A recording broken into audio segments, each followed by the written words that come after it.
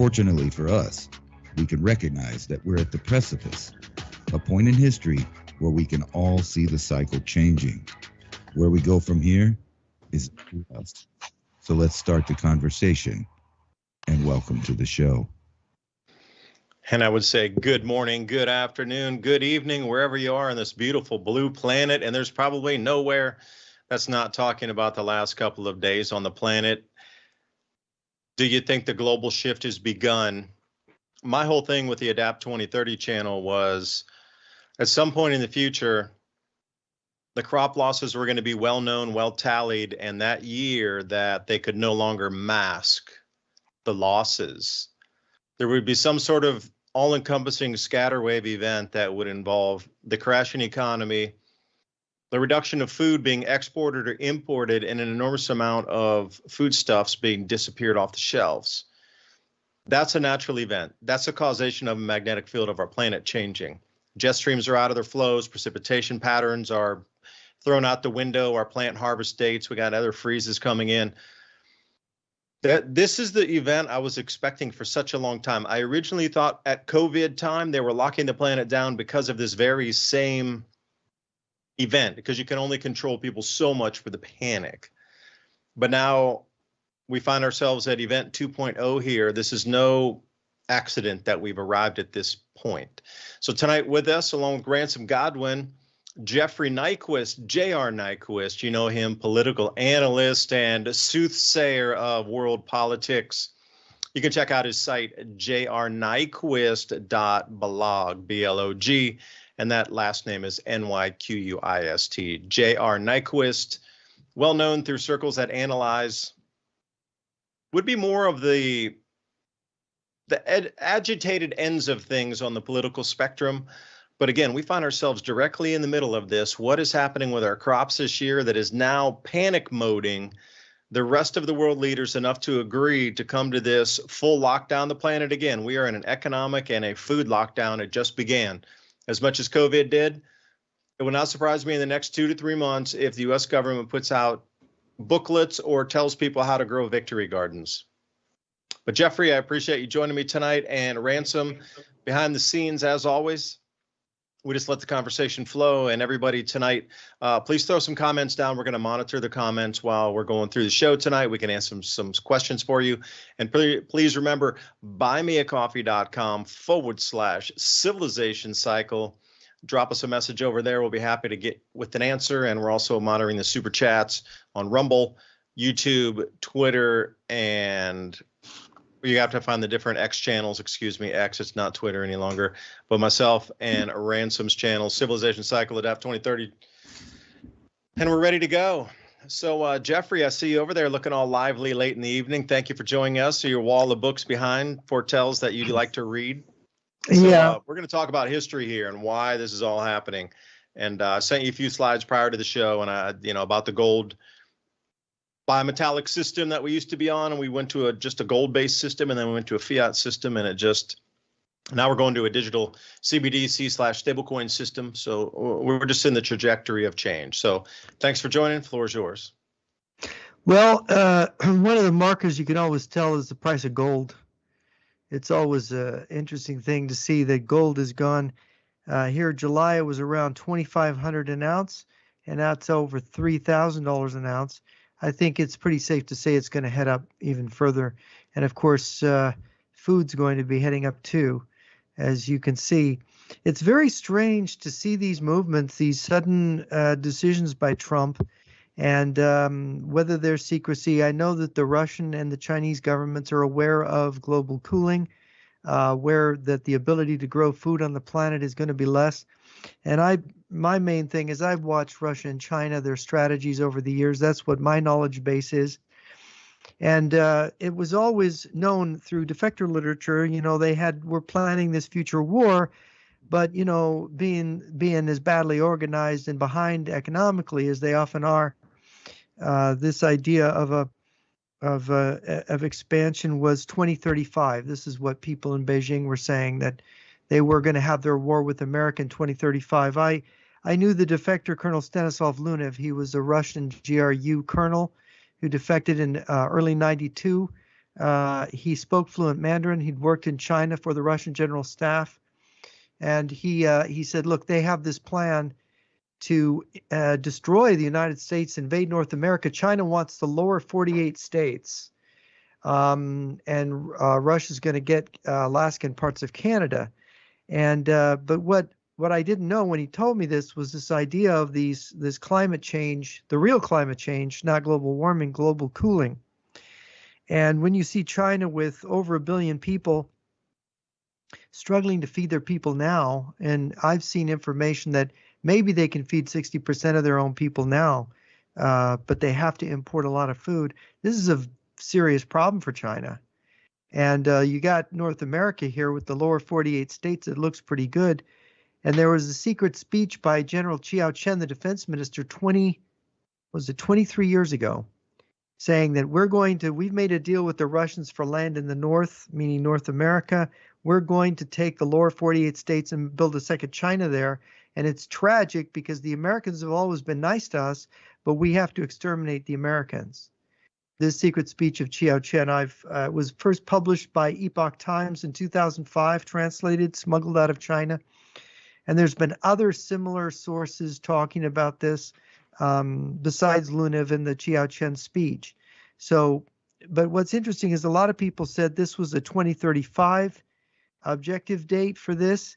And now it was at the Committee in the Present Danger China, Mr. Elmer Yuan, who was a Hong Kong businessman, told the committee that his sources in Beijing said that they want a war sooner. There is some reason they're going to start a war earlier than they're ready. Of course, China has the biggest military buildup on the planet. I mean, a lot of people aren't aware of this. The U.S. military-industrial complex was largely pulled apart at the end of the Cold War. We pulled our nuclear weapons building industry apart. We got rid of our tritium plants. That's the tritium gas, the hydrogen gas you make hydrogen bombs out of. We've been struggling to put that back together because the old timers that built all that stuff are retired or dead. And training and finding new young people to do that has been difficult. Even if you have the money, you can't do it. We spent in the 1960s the equivalent of $12 trillion in modern money to build our nuclear deterrent. And that nuclear deterrent is past its shelf life. They make a big deal about saying it's reliable, but if you go back to the testimony of Admiral Richard back in February of 2020 before Congress, he said that in 3 years, in 2020, our nuclear deterrent will be unreliable. He said that. People can look it up. And of course, we're more than 3 years past February of 2022. And Admiral Richard was, of course, fairly outspoken. I met General Van Herk recently in Canada. He was the former head of NORAD, North American Air Defense Command. I met his deputy. I had dinner with him. And what he told me was quite scary. But I think the Russians and Chinese, now this is my analysis, they understood this global cooling thing before we did. They're prepared to act ruthlessly. And unless the United States has secret weapons and is sandbagging and waiting for them to do something, I don't understand what they're doing. Trump's tariff thing could be related to this. It could be that this is, you notice that we're not sending beef. We're not going to export beef to Europe because they're going to block us. Well, that's good for us, right? More beef for us. I don't understand these economic moves, but I talked to a major player in Canadian politics last week, and he basically told me that they're preparing the digital currency now, and that the money that we know as money is going away, and there is a severe economic crisis ahead. And I think what you've been saying, David, I think this is somehow all tied in. And it's hard to see exactly how because there's so much, fog of war and secrecy. But I think all this is that I've been watching is tied in. Let me ask about the digital currency. Are you talking about the central bank digital currency, which will be live October 1st, according to Christine Lagarde in the EU? Or are you talking about the new stablecoin standard here that's being evolved in the United States with Ripple as the payment rail with XRP and RLUSD? He said they were planning this for the United States, Canada, and Europe. but he didn't give me a lot of specifics. They realize now, there was this talk about checking the gold in Fort Knox, right? Trump was going to go there. You remember that? He was supposed to, yeah. And well, that's why there's been such a fervor and why the London Bullion Metals Association is out of bullion. They are now requiring you to wait 2 months to take physical delivery. And by the way, I had some new contract information. It is the most gold ever. It's 10 million more ounces than ever has been stood for delivery here in April. So the highest amount ever, even during COVID. This is 10 million more ounces than that at the height of COVID, has already been put in to settle for physical delivery versus rolling it over to take cash settlement. Do you think that in itself should show you something there? Do you think they've sold gold that they don't have? Yeah, rehypothecation, where they sell it and resell it and resell it. Now, a lot of people have said it's like I've heard some wild numbers, but it will just be conservative and say between 10 and 12 times it has been sold and then resold. So that leased gold coming back, that's why, generally they would. Now, this is just my own, listening to a lot of shows and doing some research. Before all this madness with gold happened, usually you could lease gold for about 1/3 of 1% or 0.2%. Mm-hmm. Now that during the panic of gold, it shot up to well over 10% and it's settled right around 8% now. So you have to do the metrics on that. It went as high as 18%. Now, you got to realize something that generally trends at 0.2 or 0.3 of 1% went to 18% along with silver to lease that, to get it in the hand, because I do believe that if they're not going to be able to deliver, the actual house of cards comes down. Because I had some numbers for you and I released this tonight in the show notes. So anybody who signed up for the Civilization Cycle show notes, please go over to civilizationcycle.com. Right near the bottom, you can put your email in and we send out the show notes of the points we talked about through the week. And one of those I worked on tonight, just before the show, I sent them out. Everybody listening, that'll be in your inbox for you, was 390 ounces of paper gold claim for every 1 physical ounce. And there's 270 ounces of paper contractual silver for every 1 physical ounce. Now you tell me that's not going to be a problem. And we're starting to come into a whole entire monetary reset, and food prices are going to go absolutely through the roof. And like you said, beef, well, Europe is starved of protein already anyway. So now they've forbade chicken, seafood, and beef from the United States entering Europe as of this afternoon. So where does that take us? We got the Arctic icebreaker fleet. Russia's running away with the amount of nuclear powered icebreakers they've built is just, more, Jeffrey, than I do. And then the Arctic fleet, like they have gone on this incredible engineering binge. I talked to Andy Schechtman about it, and they call it the Arctic route, where to bypass the U.S. Navy along with China, they were going to run through the Arctic Circle. So all the new technology that was being developed was for Arctic warfare, Arctic transportation. Things don't work in those temperatures. Re-engineering the unengineerable to dominate that new cooler climate and outrun and outpace and stay well out of the way of the Navy, which brings us back to maybe that's why they want Greenland. And if you might excuse me here, Joe Burbean, thank you for buying us a double espresso. Welcome to the circus. Take a seat. Popcorn to your left. Newfie Screech, rum to the right. Relax and enjoy the chaos. And someone, thank you, BB, for buying us 3 double espressos. It does seem like the madness is here, and I am done talking for now. So either Jeffrey, you can answer onto that, or Ransom, if you got something to say. What is this question? I don't think let's see, I should put it on, is that on the chat? It's coming through my personal window here because somebody else is monitoring the chats for us. And then as we get them, I'll read them out. And Maudi O'Dib, where's Ransom? Ransom's in the background. I say hi, Ransom. We didn't forget you. Somebody's wanting you out there. No, I was just going to say, on the topic of the Arctic, I don't know if you remember a couple of weeks ago, but we had an article up that we were talking about that all the investments that they're putting in the Arctic, especially in Canada and Greenland, nothing works. They're having to scrap it. Everything's over budget, not on time. They can't seem to function it. So I think that that's why there's such a concentration on the Panama Canal is because they know this Arctic trade route is not going to work out. Not to mention the military buildup from Russia and the United States trying to seize that Arctic region. I forgot the name of the whole campaign we had. We talked about it one night. Let me see here. There I am. Well, Anyway. yeah. Oh, go ahead. Yeah, I was at the conference on the Arctic in Canada in September that the McKinsey Institute put on. I'm in the McKinsey Institute. And, that's how I got to meet the NORAD commanders. And, of course, China has declared itself an Arctic country, even though they don't have any land on the Arctic. Right. And it's very strange, but some surprising things you learn about the activity of Russia and China in the Arctic.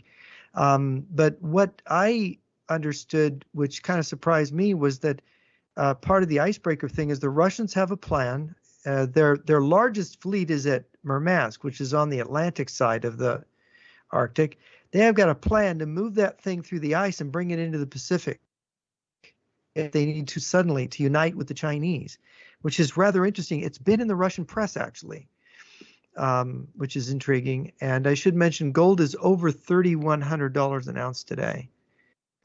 So it's... I briefly touched 3,200 during Trump's talk about the tariffs.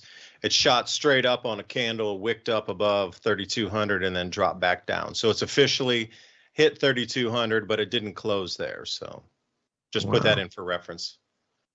Yeah.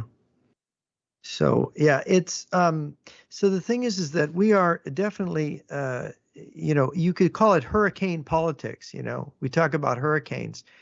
We talk about weather, extreme weather, but you could say it's extreme weather politics. Maybe that's what it is, hurricane politics, where suddenly alliances seem to be upended, tariffs are going up, wars are increasing.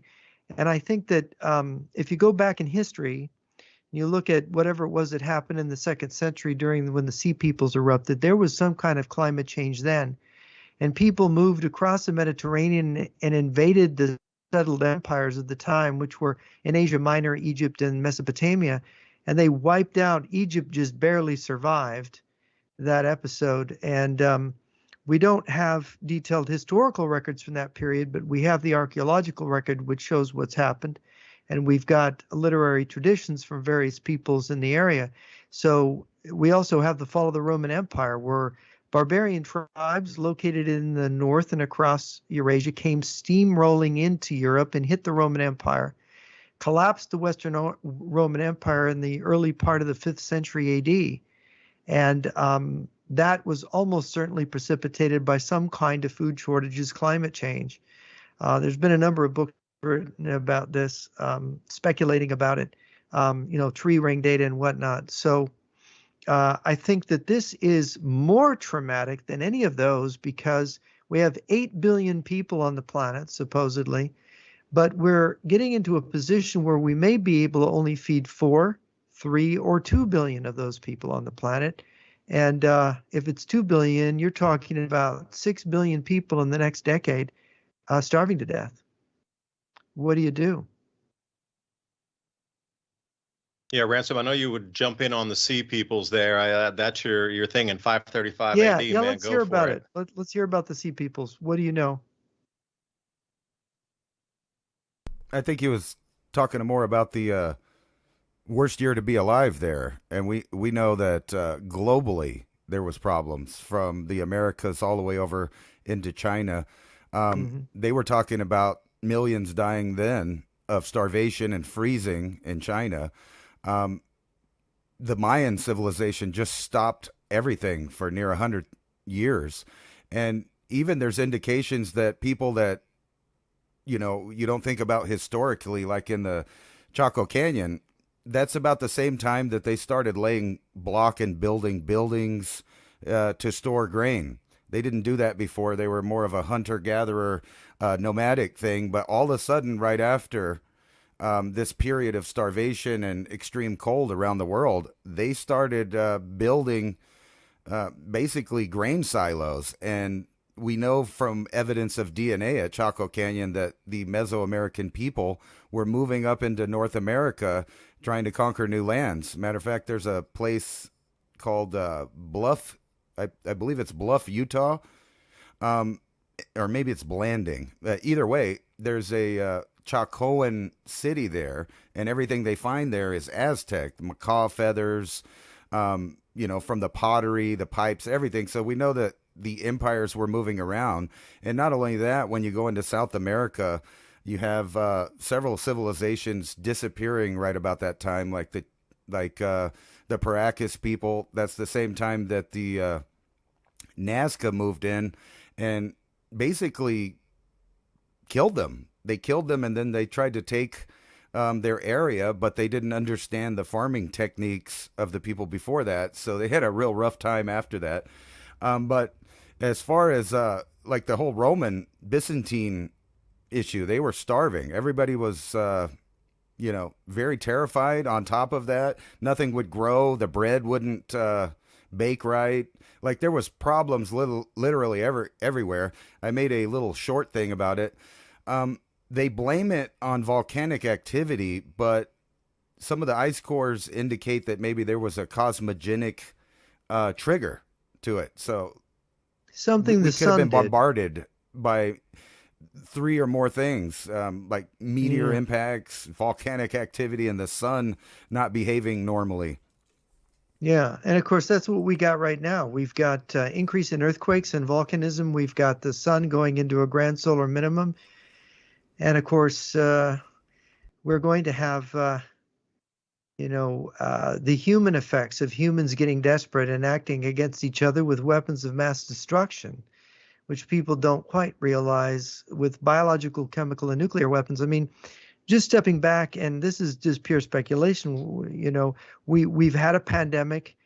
We got different countries developing biological weapons. I mean, it is a possibility that somebody could release something rather bad. We know that the Russians during the Cold War developed enormous quantities of anthrax, weaponized, bubonic plague, and smallpox. And their smallpox is a very, very nasty type of smallpox. It blisters your intestines from the inside. And it's, I don't know, what is it, 80% fatal, maybe something even worse than that. And of course, anthrax is, if you breathe it, it's 99% fatal if it's properly milled. If you mill it from 1 to 5 microns, if you mill these particles and you use a transport plane with a hose to spread that into a stable cold air mass, the attack is called a polar outbreak attack. We've got stable cold air masses in the north of Canada in the winter. That stable cold air mass comes down into the Great Plains, fills up North America from the Rockies on to the eastern coast. It's estimated they could infect with anthrax 1/3 of the population, which would mean 30% or more of the people dying in one anthrax attack. So this is the kind of population reduction measures you could see in a war. And of course, there's nuclear weapons as well. But those can be dirtier depending on how they're used. Yeah, Jeffrey, I wanted to swing back for a second because we were on something there with you're talking about Africa and Europe declining and societies just disappearing. And then, Ransom, you were talking about Central America, South America, up into what is considered Southern North America here in the American lower 48. Well, I jumped over because I'm a little familiar with Chinese dynasties and further back, because that's one thing I mapped out was the collapse of Chinese dynasties. Because the mandate from heaven's removed from the emperor, meaning they couldn't feed their people, they couldn't protect their people. So the people said, well, the heavens are no longer giving you the mandate to rule. If you can't even feed us, you no longer have the blessings from heaven to look over us. So you're out. So they call it the mandate from heaven.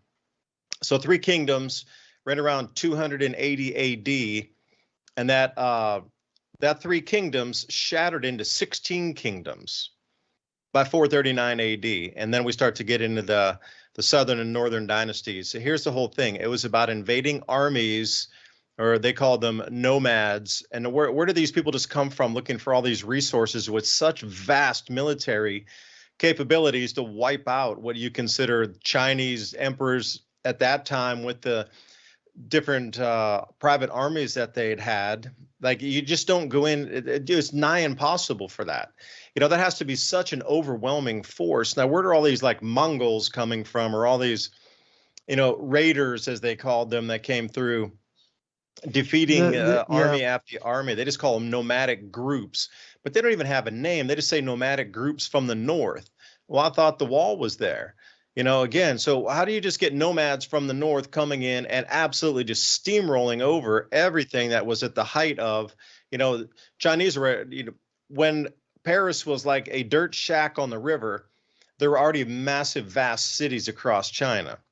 The comparison of the length of time of 4,000 years of time, and Paris hadn't even been founded when that whole historical area was thousands of years old. I mean, there's some disconnects in history here on what we're told, but how does a massive dynasty go and get overrun by nomads, and then it shatters further afield because, again, it fragmented because of famines and diseases?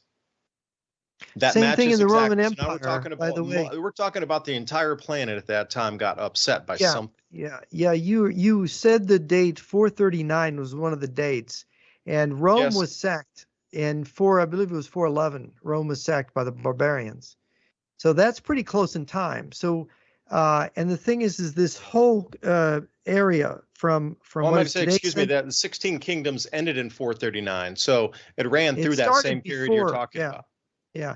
So see, the first barbarian tribes, the Germanic tribes, crossed the Rhine. I think it was 407 when they just started pouring across into what is today France. They called it Gaul, the province of Gaul back then.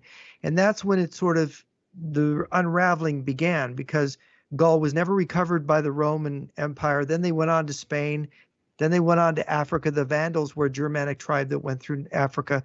They invaded, and finally in 411, they came down and they took Italy, northern Italy, and they sacked Rome. And so you got the same thing happening in China, because if you go between Rome and China, there's this vast stretch of territory, Central Asia, what is now Russian, Siberia, Eurasia. These are all people who live on horseback. They have animals. They take care of sheep, cattle, camels, whatever. They're people who live this kind of existence, a herding existence, but they're extremely effective fighters, because most of these people trained to fire bow and arrow from the back of a horse. The Huns were famous for this. The Mongols were famous. All of these people that lived on horseback, that lived in that area. And because they lived on horseback, they were highly mobile, and a regular army of armored soldiers, they could ride around them in a circle and plug them full of arrows. But why would they do it? They'd stay out in their domain hunting and whatever. But when it's cold, what happens? Their food supply dies. So where do they go? They go to Rome, they go to China, they go looking for land. And in the case of Rome, the Huns had pushed in just before then into Europe, and nobody could really stop them hardly. And of course, when the Huns pushed on the Germans went on into the Romans. And that was part of what was going on at the end of the 4th century. So in the last decades of the 4th century. So yeah, so you see, it's not surprising that a country like China today, with 1.3 billion, or if it's only a billion, if they're lying about their population numbers, you can see the problem they have. If the climate changes suddenly, when even now they don't have enough land to feed themselves, and Asia is a very dry continent, and then you've got Russia. Russia is so far north, people don't realize. If Moscow were in the North American hemisphere, in North America, it would be on Hudson's Bay. And that's the largest city in Russia. That's how far north it is. So we don't really grasp how cold it could get that far. And St. Petersburg is further north. That's the second largest city in Russia, further north than Moscow. So if something happens to the climate, how are these people going to feed themselves? Same thing with the Chinese. So the Russians and Chinese, of the people in the world, this is perhaps more life and death for them, because the United States is not as far north as Europe. It has the upper Midwest, but there's Florida, there's places south, there's California that are not, it doesn't snow really in the lowlands in California. So these food growing areas remain. But for countries like Russia and China, it's not so simple. It's going to be simple enough to go to Africa and the Sahel and invest there and take that land and get the beneath groundwater resources from the sandstone aquifers. And, you see the Belt and Road Initiative. What are they doing? They're trying to grab us and take control of the ports, the rails, set up the new grow zones, and have agriculture exported to those ports, which they can then ship back under military, let's say, overseership or guardianship through that maritime string of pearls. Like they understood the North Silk Road and the South Silk Road. They got it. That's where they're going. They went to Africa to invest to have a new food growing zone. So if theirs go offline, they have another one as a backup. And then there's the involvement in Brazil and South America and Central America. People, probably this General Laura Richardson, the commander of Southern Command 3 years ago, made a statement. She said, Russia and China are moving into our hemisphere and they're taking over Latin America. And she just said this matter of factly. She said, China's the leader in doing it, but Russia's doing it too. And of course, if what you're saying is true, and I think it is, that we're headed for this cooling, it's going to be the growing areas are going to be closer to the equator. The food production in Brazil, places like Colombia and Central America are going to be more important because the food growing areas, the big grain growing areas in the northern countries is going to be shut down. And so if Russia and China are moving into that and also into Africa, I talked the week before last to an African analyst at the Hudson Institute, and she told me about how Russia and China were moving in, and it's not, again, it's the same kind of deal. It's a kind of very quiet imperialism where they infiltrate local political groups. They win over elites, and they use their agent networks, and they use a scissor strategy where they have two sides fighting against each other, and they end up pushing. They got the biggest American military base that we built. I think it's in Mali, if I'm remembering what she said right. And she said they played this game and they got us kicked out of that base. There's a junta there now, and then they're doing the same thing to the French bases. And who's moving in? It's the Russian mercenary group that Prigozhin had led. It's the Belt and Road Initiative, the Chinese, as you say. The Chinese have been immigrating into Africa. If you talk to Africans down there, they'll talk about the Chinese workers being People's Liberation Army reservists who can put on uniforms. And you're talking about hundreds of thousands of Chinese troops actually able to be mobilized in the sub-Saharan African countries. This kind of shocked me when I heard it. I heard this 4 years ago from an African from Cameroon. And he said in the neighboring country, he has a friend and he says there's Chinese soldiers all over the country. You never hear this in our news or our media, but the Chinese do not have a history of charity, of doing things for other countries. They don't have a Peace Corps. The Chinese are not building roads and power stations and schools and infrastructure throughout sub-Saharan Africa for the Africans. Right now, the Africans might use it, but I got a feeling they've got their own plans. The Chinese do. What do you think? Ransom? Yeah, I was thinking this, we talk about this a lot, that if you had the idea of cooling, then you would have to come up with some kind of plan to remove the military age men from the equatorial zones. And in the past 10 or 15 years, that's exactly what we've seen with mass migration, both from Africa and the Middle East, but also over here in the Americas, from Central America. And now what's happening is we're actually taking that serious. And if we were planning to use those places as food zones, like you can move over to China. China has a lot of people, most of them men, so they can afford to distribute troops all over the world, not only to reduce their own population, but to make sure that they have sway, like Jeff was talking about in Africa. They're building infrastructure. They're not doing it for free. They plan on moving in there. And we've seen this like all across the globe. Investments are moving to the equatorial zones, the large investments. They're building smart cities. But then you have to go back to like what you guys were talking about earlier, is these massive hordes of people moving around trying to get stuff. They've kind of manufactured that in a way that's not, a bunch of guys with weapons running around, but people moving to get benefits from countries that are now failing, like in Europe. They don't have the resources to give out, yet the people have been moved there.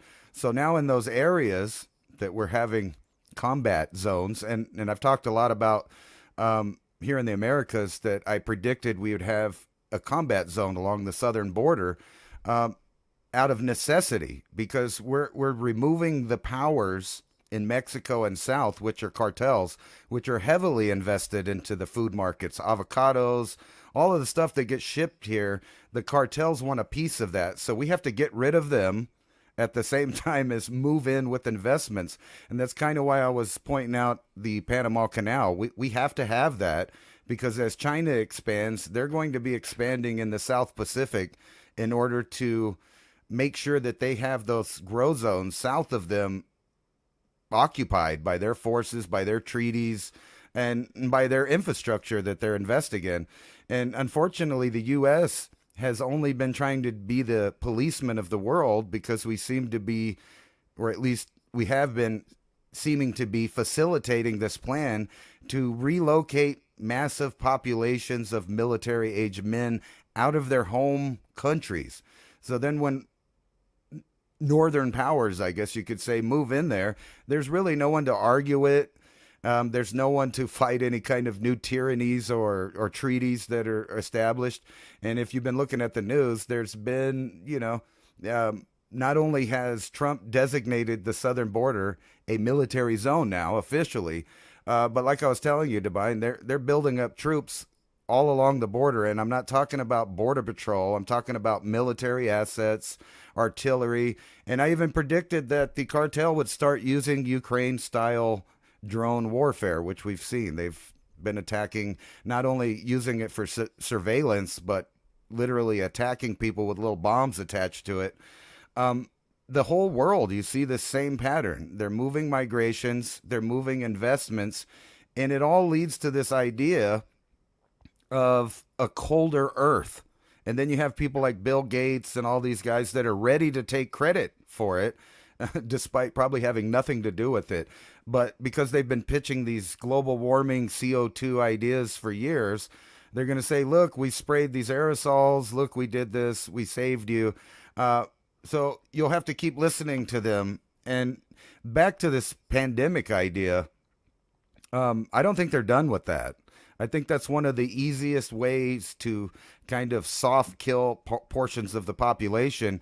And specifically what Jeff was talking about, the older people that have know-how, the people that know how to build infrastructure, fix infrastructure, and keep it maintained. That's what we've lost in the last, I'm going to say 10 years, just to stretch it back. We've lost a lot of that know-how.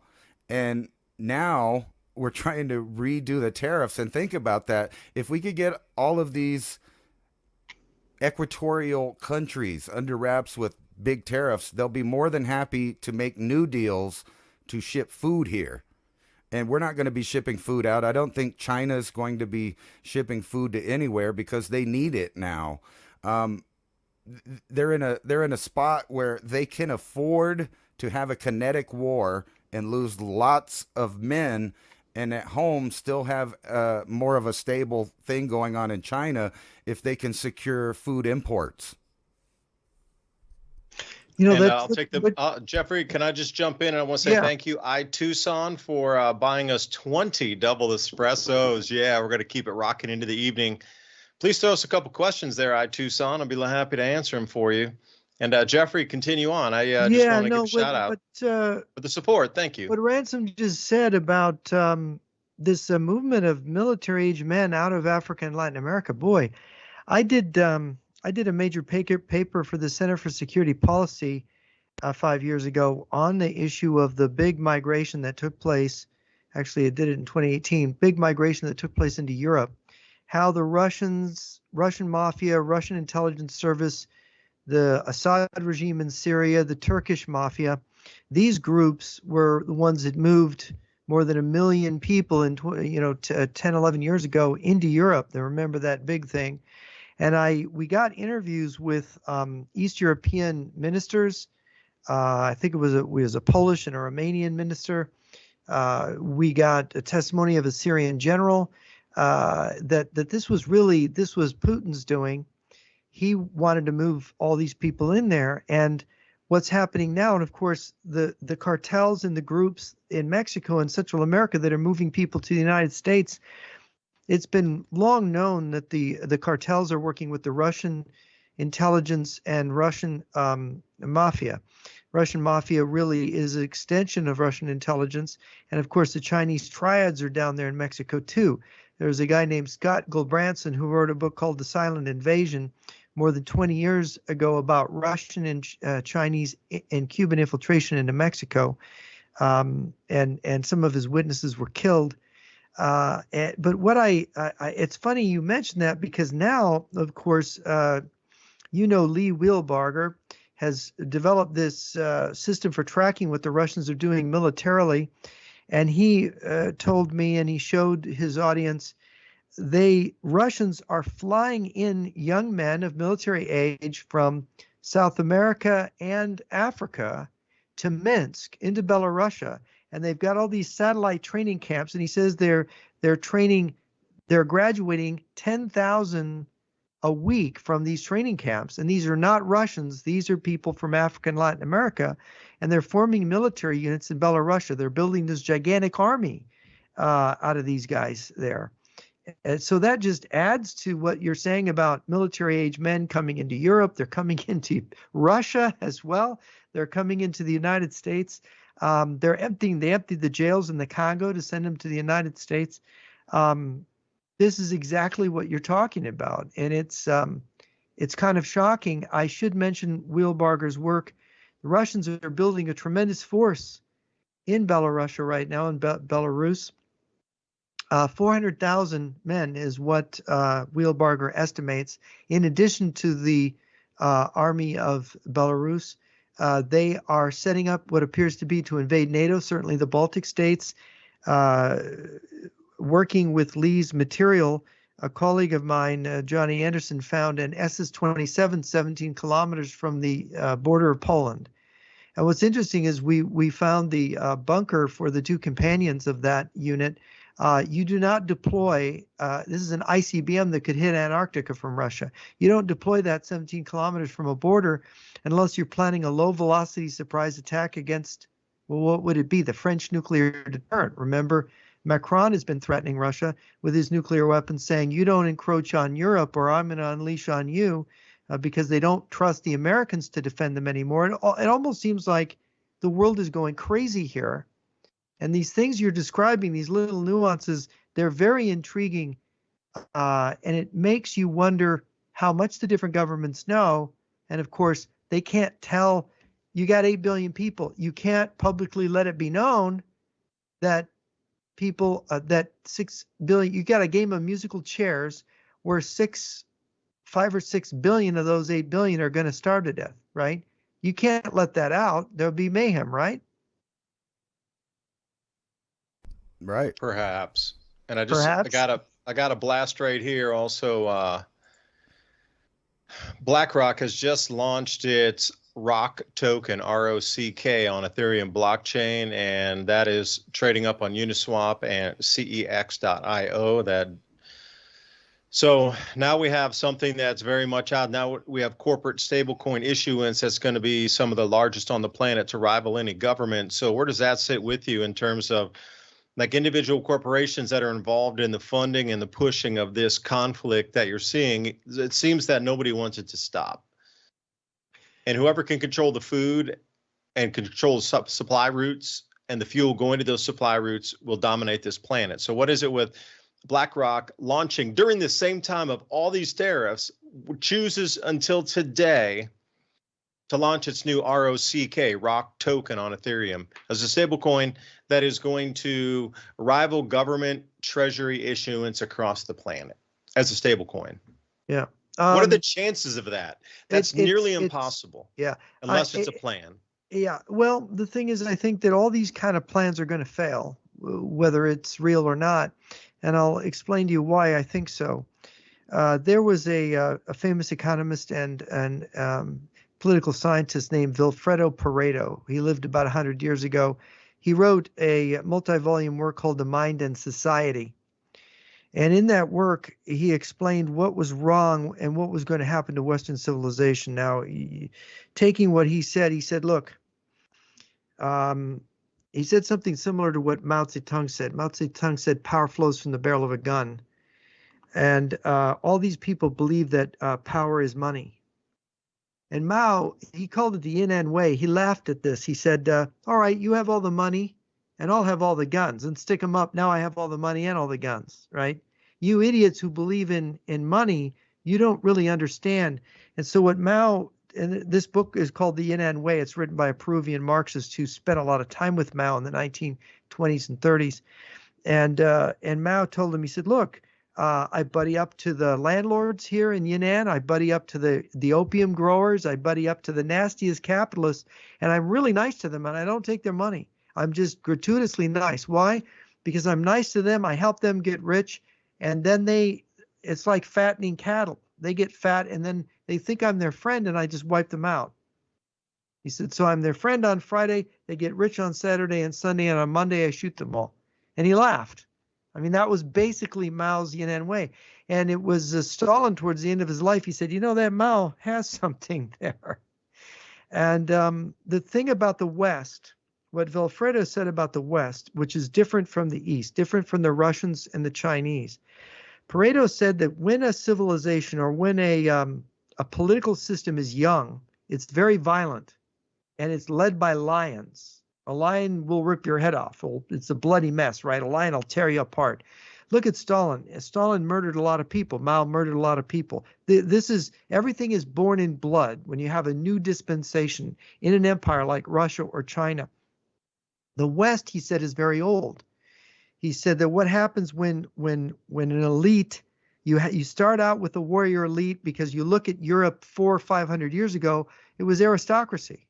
And the aristocracy of the European peoples was a warrior aristocracy. That's what barons were. They were warlords. That's what dukes and earls and, the kings, they were all just warlords. Well, what happened to them? Capitalism came in, and you had settled economic success. And he said, over time, what happens is, he said, there's two basic character types of human beings. There's basically two personality types, the lions and foxes. And he said, he quoted from Machiavelli on this. He said, those are the two basic people. Foxes are really sneaky, and they're all about negotiating and talking all the time. The lions are about fighting. Well, what happens is that as civilization progresses, the foxes become more numerous, and they look at the lions and they go, oh, this is bloody nonsense. These lions are crazy and they're stupid. We're going to get rid of the lions. We're going to do everything by negotiating, everything by money, everything by. So then Pareto points to the Roman Empire. What were they doing when the barbarians were invading them? They were trying to bribe the barbarians with money. Instead of having strong legions, they just decided to give them their money. And the barbarians said, oh, you're going to give us money not to invade? Keep giving us money. And then all of a sudden, they're going to invade you anyway to take your money. And so this is what we've done. We've bribed the barbarians. This is what Trump is suggesting, by the way, by saying he wants to invest in Russia. He's saying to the Russians, "Oh, we can invest, we can develop the Arctic together. We could put all this money and develop Russia really big time." This is one of his latest offerings to Putin. What is Trump? He's a billionaire. What is Putin? He's a colonel, a lieutenant colonel, right, in a paramilitary organization called the KGB. The whole militaristic structures in Russia and China are different than the democratic structures, more or less, in the West. And what Pareto pointed out is really democracy is plutocracy, right? It's ruled by the rich, plutocracy. That's what democracy is. The way that plutocracy rules is because you can buy votes, just like you bribe the barbarians. So the money people are the foxes. They predominate. We do not have lions anymore in the West. So what Pareto said is, like with the Roman Empire, the civilization of foxes gets devoured by the barbarians who are led by lions. And he said that's where our civilization is headed. And I looking at what we're seeing today, what Pareto described looks correct. When we're facing this food crisis, our idea is we're going to get what you say, a new kind of currency. What did you call it? The metal, the coin. What's it called again? It was a digital currency stable coin issued by Stable. BlackRock called ROCK. So you can tell that it's a lie because they used the word stable. They wouldn't, if people didn't think it was unstable, they wouldn't insert the word stable in it. It's inherently bad. You could tell the foxes are lying because their lips are moving, right? Yeah, now, Jeffrey, let me throw a little bit of backstory on that. Okay. Well, BlackRock is the one that is talking about digitizing all assets on the planet, all stocks, all bonds, all derivatives, right? All treasury notes, all land, all value, your car, everything, all notes on all homes, everything, and digitize it into give it value in a smart contract as an individual contract itself, or bundle those into an investment package for others. But BlackRock wants to be in charge of this real world asset class of everything to be tokenized across the entire planet. And it looks like they're issuing the stablecoin to do it, at least in the beginning phases here. Okay.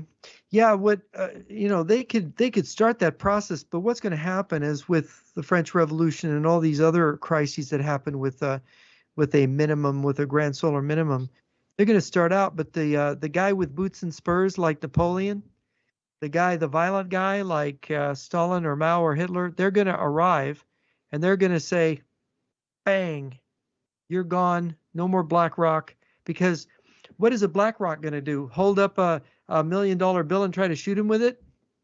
His money is going to become worthless. The only thing that's going to be worth anything is, this is what Machiavelli said. This is in the discourses. He said, Cicero had said that gold is the sinews of war. He said, no, it isn't. Good soldiers are the sinews of war. Gold cannot necessarily find good soldiers, but good soldiers will always find gold. That's an exact quote from Machiavelli. And I think that is correct. And that is what happened in both China and Russia. It happened in Russia in the Civil War. It happened in the Chinese Civil War. The side that was more about good soldiers and less about gold won, and then ended up with the gold. And I think this is the idea that the Russian and the Chinese leadership have going forward. So if you have the Western elite, they're trying to finesse and manipulate everything with money. That's not what is going to end up happening. You're going to have a return of some kind of warrior elite in the West if the West is not overcome by the East. That's the way I read it. And there's also the analysis of the cultural historian Jacob Burckhardt had a similar way to analyze what was going to happen. He said that there's three factors in civilization. They are the church, the state, and the culture. And he said they need to be in balance to have a healthy culture. But he said if the state is too strong, it tyrannizes. It becomes like the Soviet Union. It becomes like the late Roman Empire. It becomes a tyrannical form of state. He said, but if the church is too strong, you have a theocracy where everything gets trampled down by religious dogma.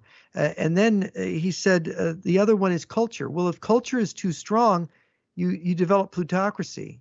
Money colonizes everything. The government just becomes an extension of the money power, and it's all about helping the corporations get richer.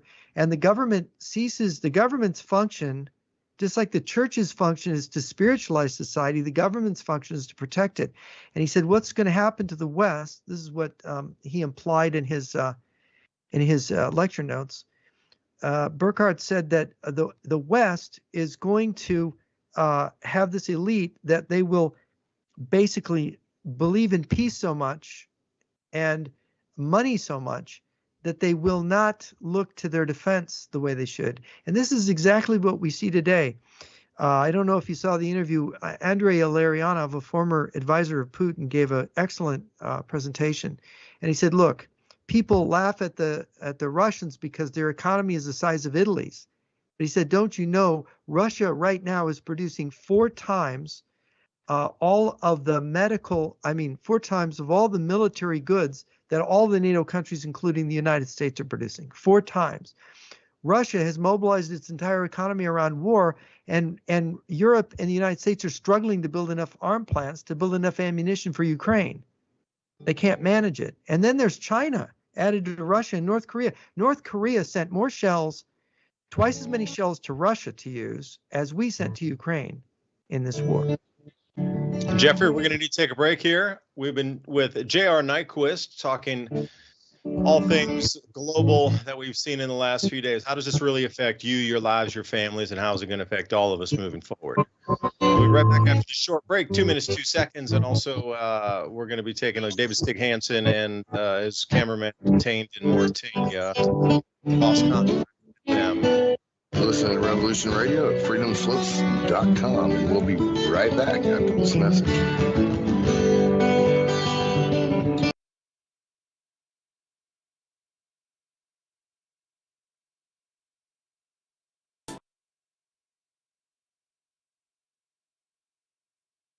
There are few things you can count on in a major disaster. Having your water supply cut off is one of them. With the Alexa Pure Emergency Water Bank, you'll have months of drinking water in your home. Everyone else will stand in line waiting to get just a few bottles.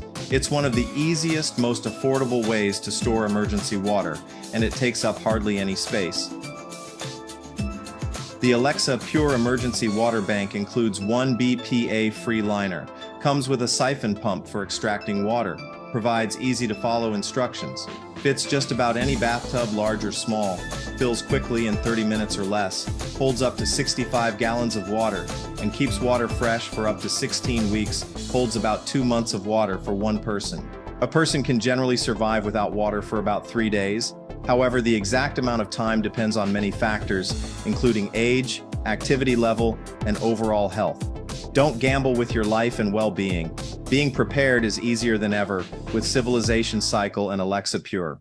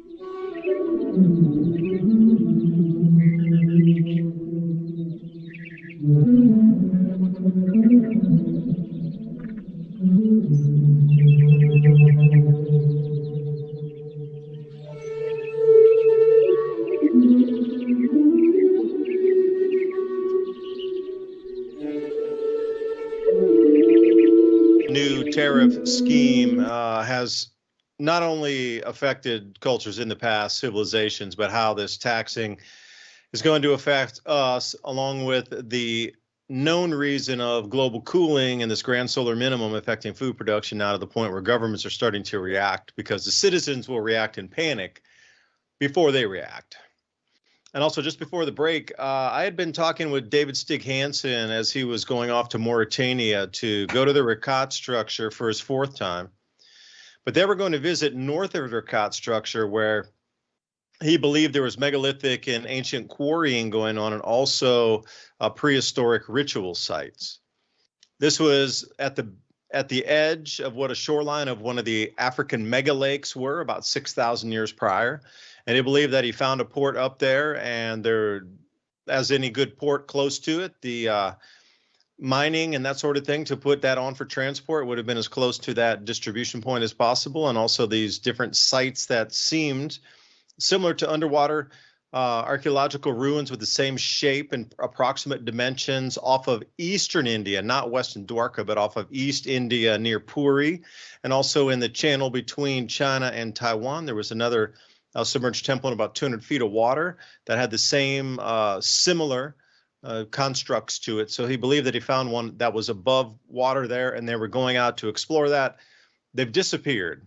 I was in contact with Stig for a while when they first got there. He told me they were held in the airport, some sort of quote unquote visa mix up, that they accused them for having the wrong kind of visa, even though they were allowed on the airplane to get there. When they got there, they were detained.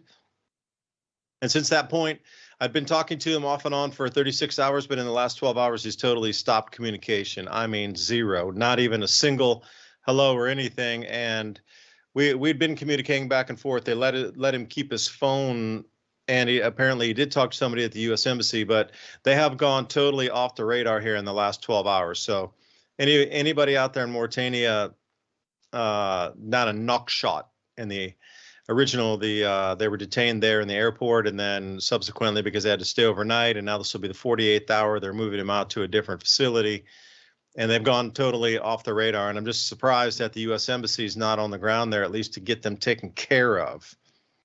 So anyway, that was the latest update with David Stig Hansen and cameraman that are over there, and seem 2 Americans have disappeared, or at least are still detained. And thank you for asking about the latest updates, because I wanted to bring that to you. And if I hear anything else, and I've sent 4 messages about 1 an hour, and I still haven't heard a single thing back. From constant communication to zero, that something's changed. Something's definitely changed. So leave it there, and we're coming back on the 2nd hour, Revolution Radio. Thank you for letting us bring this information out. And if you consider free speech, consider giving a donation right here to Revolution Radio to keep the station on air, so we can broadcast thoughts, ideas, and conversations just like this as our world gets more and more constricted, especially now they want to fine Elon Musk $1 billion because of misinformation. Well, most of what's conveyed across X is true. It's going against the constant narrative. So what's truly information, misinformation, and what is? It should be just information. You determine what it is or isn't. So anyway, Jeffrey, appreciate you joining back. And Ransom, I was going to leave you off with that last comment there, what Jeff was talking about, but we went to the break. So I don't know if you had a chance to respond or wanted to respond to that.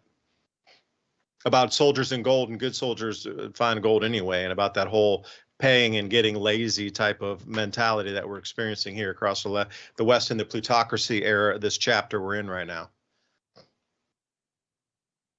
Well, it's funny you say that, because I was going to show you guys this article.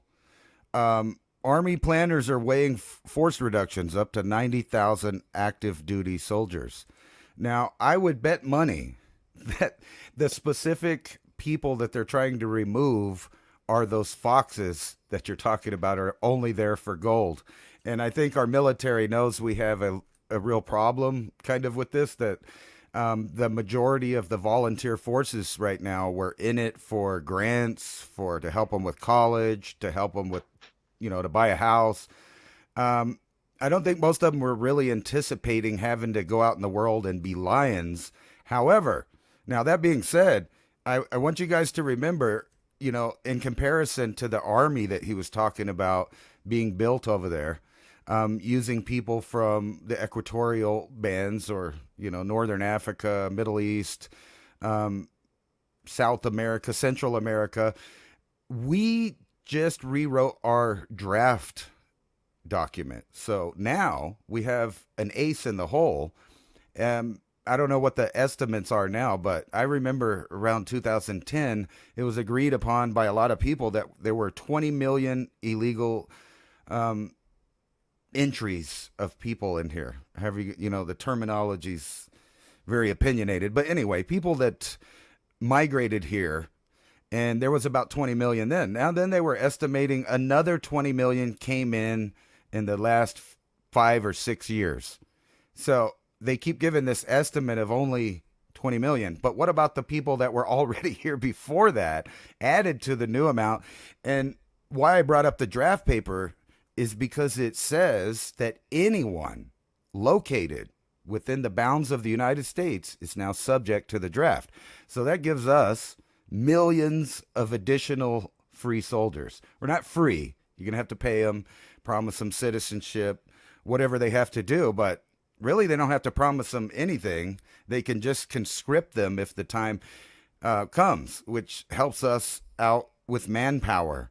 However, if you think about this, Russia has the tech, China has the people, the U.S., we have tech, but like Nyquist was saying, if there was a nuclear exchange, there's really nothing we can do to stop hypersonic missiles with MIRVs attached to the end of it, where several warheads come out.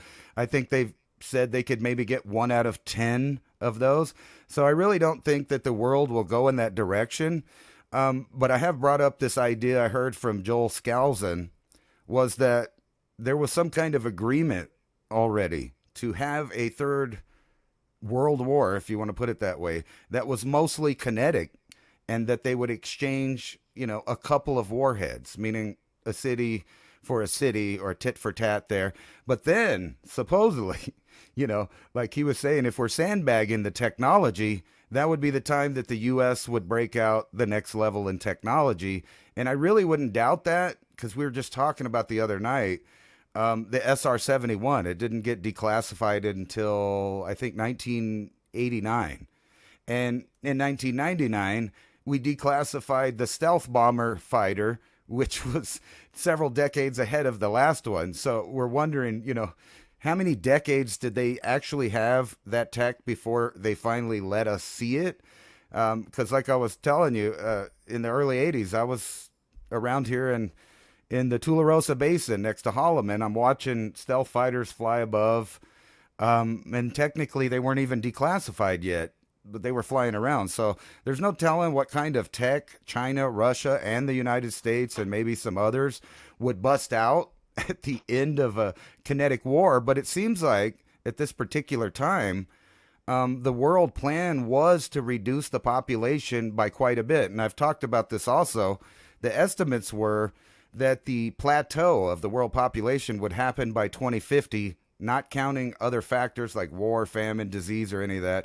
Just the fact that the population would grow into an older state, it would plateau and then start declining. So in order to combat that, we allowed lots of young people to come in from areas that have high birth rates, namely Africa. They've tripled in population in the past several decades. So there's a lot of manpower that 3 world powers could possibly use in a kinetic war. And this only benefits the people that planned on a population reduction in the first place.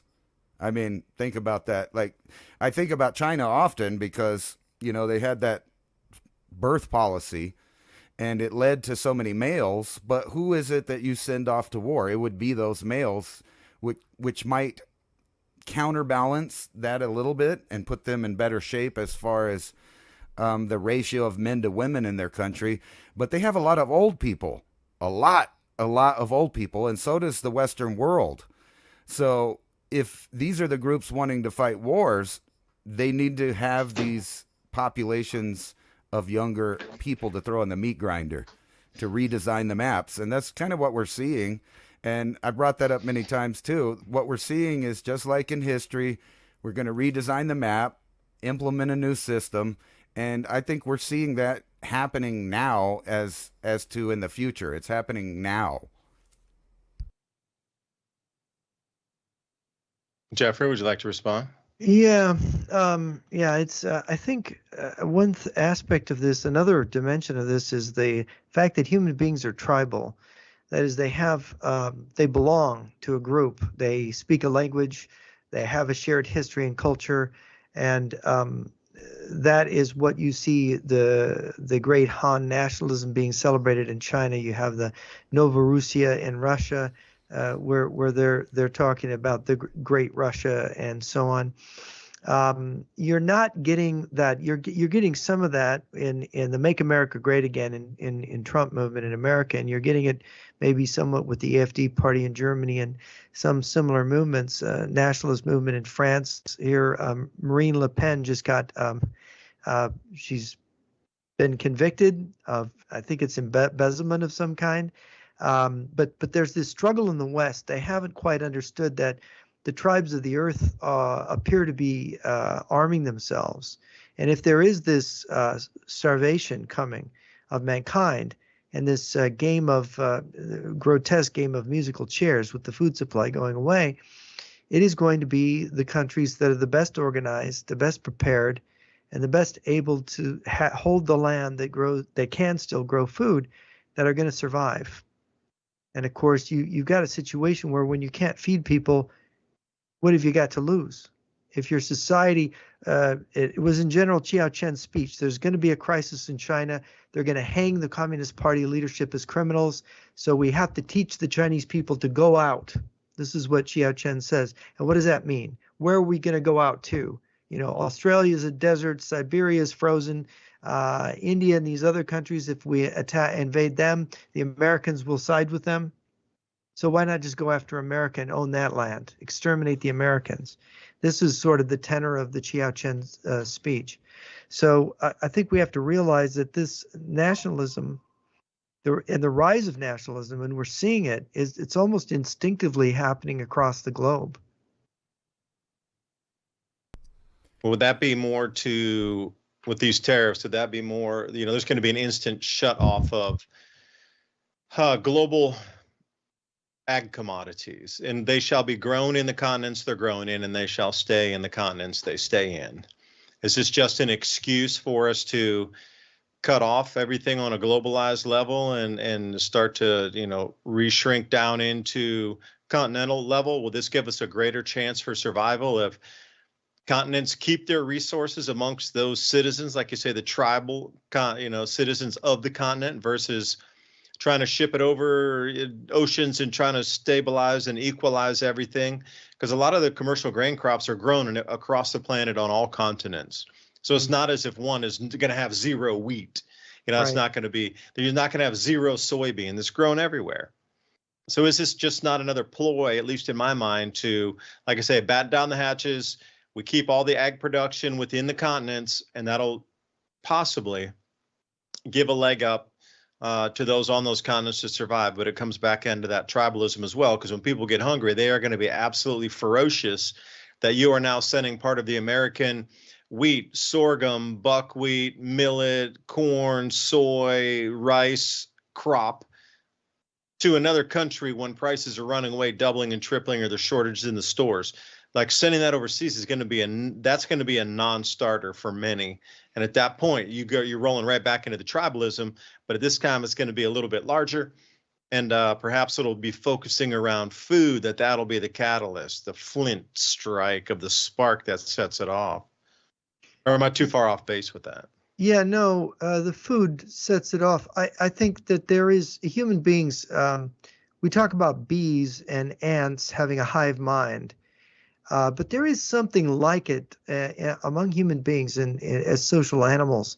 You've got Gustave Le Bon wrote the book The Crowd, and there is a kind of and he talked about certain ideas spreading like a pandemic throughout, ideas spreading like a pandemic that infect a crowd of people. And he didn't mean a crowd that is just people standing around together in a town square. He meant the psychological crowd. And I think we see that with these big political movements in the 20th century and here now in the 21st. And I think what food is going to do is it's going to catalyze it. Remember, before the Nazis, this is an important point. Before Nazi Germany, the Nazis, National Socialists were this ultra-nationalist movement in Germany. What was one of the things they kept that Hitler and the Nazis were talking about? During World War I, Germany suffered a blockade from the British Navy where they were starving. For most of World War I, the Germans were starving, and they were, even during the Versailles Treaty negotiation, it is said that 800 to 900,000 German children died of malnutrition in Germany because they maintained the blockade during the peace talks after the fighting actually stopped on 1918. So that was a very bitter memory, that memory of starving. So when Hitler talked about Lebensraum, living space, he was talking about the land needed to grow enough food so that Germany wouldn't starve again. That's what he was really talking about. So when a people is traumatized by starvation, and the Germans really were traumatized, it has this effect on them. They become ruthless. And China has within living memory starved. They were starving in the 1960s. After the Great Leap Forward and the Cultural Revolution, China was starving. When I was a child, so then you have somebody like General Chiao Chen saying, we need to teach the Chinese people to go out. We have to have this land in North America. And then you have, it's very funny, you almost have an echo now. You're hearing it from this Fox News, Jesse Waters. I don't know if you ever follow him, but last week Jesse Waters did this thing where, countries follow their own interest, and it's in our interest to take Greenland, and so we're big boys and we're going to take Greenland, blah, blah, blah. And it was like, where's this coming from? How are these conservatives who you think were isolationists, they're talking about taking the land that belongs to an allied country? The Chinese, of course, want to take land. The Russians want to take land. There's three major powers in the world right now. It's Russia, China, and the United States. In the United States, under Trump, is starting to act the way the other two powers have acted, right? Except that we haven't had the military buildup that they had. Maybe that's coming. But the thing is, we deindustrialized, so we can't engage in the military buildup. We have to engage in an industrial buildup for 4 or 5 years first. This is when I met General Van Herk in his deputy for dinner in Toronto in September. One of the things that came up, I said, well, the Russians or Chinese are that far ahead of us. And they were telling me, and I said, well, if Trump gets elected and is going to rebuild the military, and I could see General Van Herk's deputy shaking his head, no, they're going to be stronger. Russia and China are going to be stronger than us in 3 or 4 years because we can't build anything, because guess what? They ended shop classes. We didn't teach kids welding, and there wasn't wood shop, and there wasn't electric shop, and there wasn't a metal shop, and they didn't get the education. So right now we need 100,000 industrial workers, and nobody's trained. Industrial arts were gotten rid of from our education. Robots. Robotization, yeah. Robotization, yeah. Not robotism, but power. Robotization. Yeah, if you could supply the power. Yeah, I know they're talking about that, but still, you've got all these people, and are you going to feed them for not doing any work? How do you train them? And yeah, the war thing really looms large, I think. And when you're seeing this harsh kind of rhetoric coming out of the MAGA movement, coming from Fox News, coming from people who are otherwise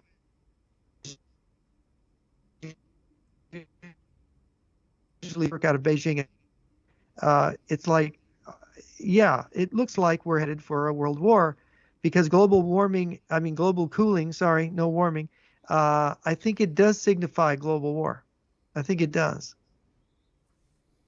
I mean, that's just would be the ABCs of political sociology. That's how we got World War II and Hitler. It was the fact the Germans starved in World War I. They didn't want to live that way. They didn't want to face that again.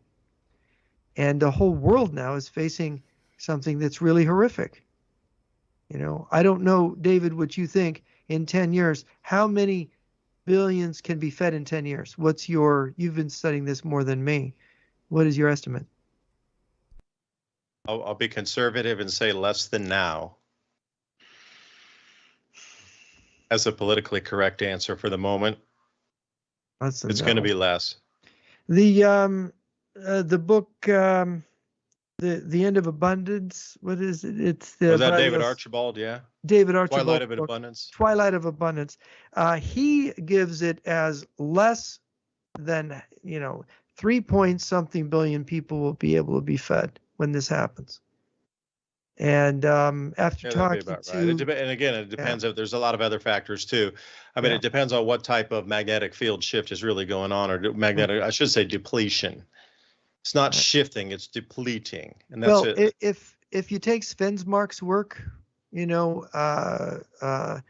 you take Valentina Zarkova's work, and you look at what Lee Wheelbarger is saying, taking both of them together, we're talking about a massive catastrophe, something that's even worse than what Archibald is talking about in the Twilight of Abundance, don't you think? Well, Ransom, can you respond to that? Because I know you also have a lot of thoughts, but I really believe we are stepping off into the next ice age. Now, don't get me wrong, it's not going to happen in like 2 years, so we're going to have miles of ice over our head. But if we look at the interglacial period as we step off here, there's the last success of what you understand is the Little Ice Age, classic Little Ice Age, 1640.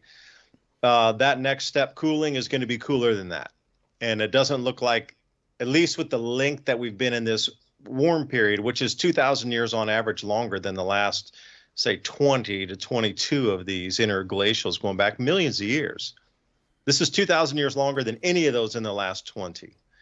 So just with if you're looking at numerology, or if you're just looking at how mathematics works, being that far past it, maybe it's some sort of technological construct that we're really that far ahead that we can extend interglacials. But I mean, at some point, nature's more powerful. The Birkeland current system powering this spiral arm of the galaxy, including our sun, is much more powerful than that.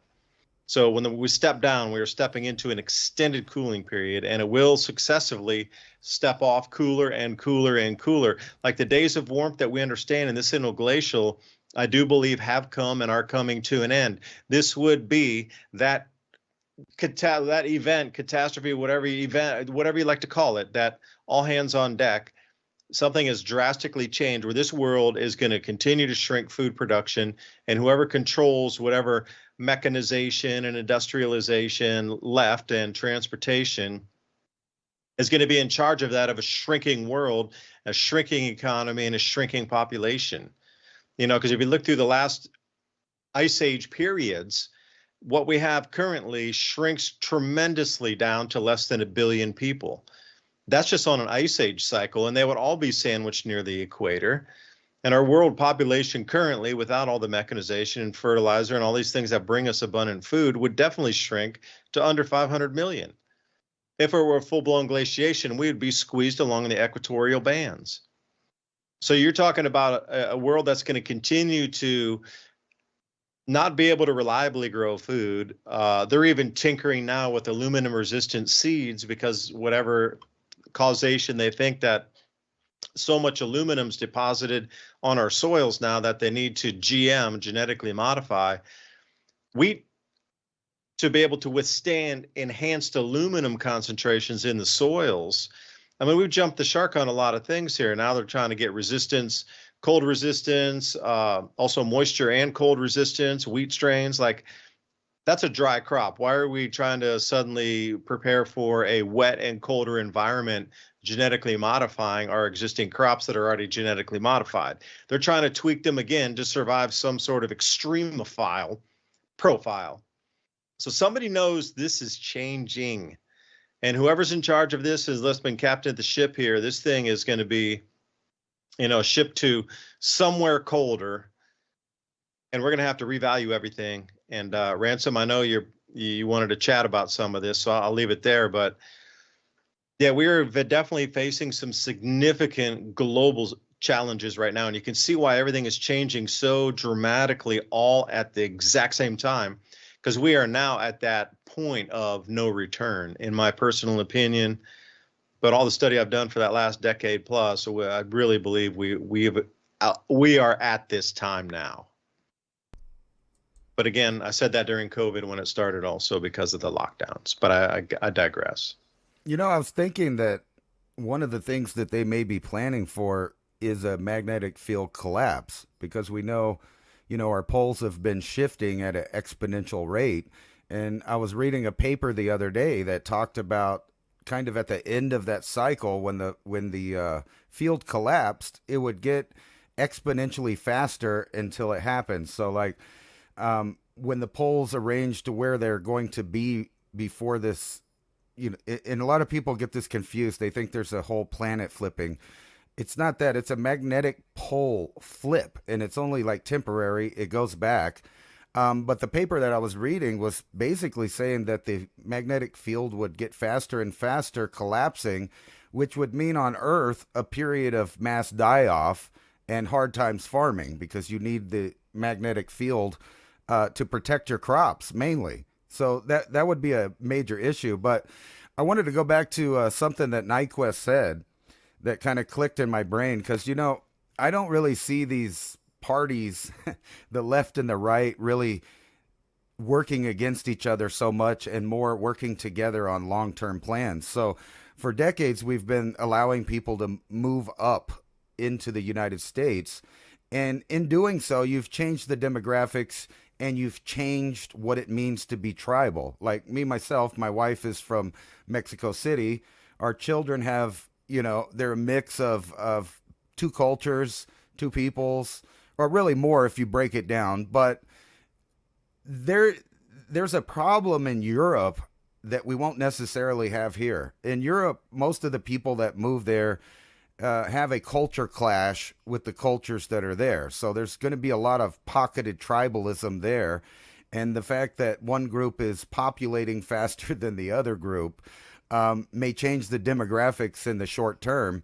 But in the U.S. and North American realm, our cultures have kind of mixed. And the fact that most South American people are Catholic or Christian of some kind, despite the language difference, which is shrinking by the day. Like I'm pretty good at understanding Spanish.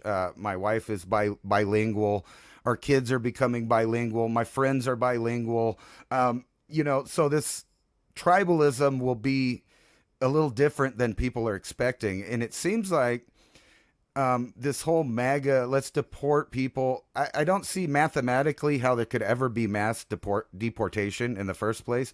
They might be able to get main characters out, like the people that Jeff was talking about, are these multinational gangs that have ties to different intel groups around the world.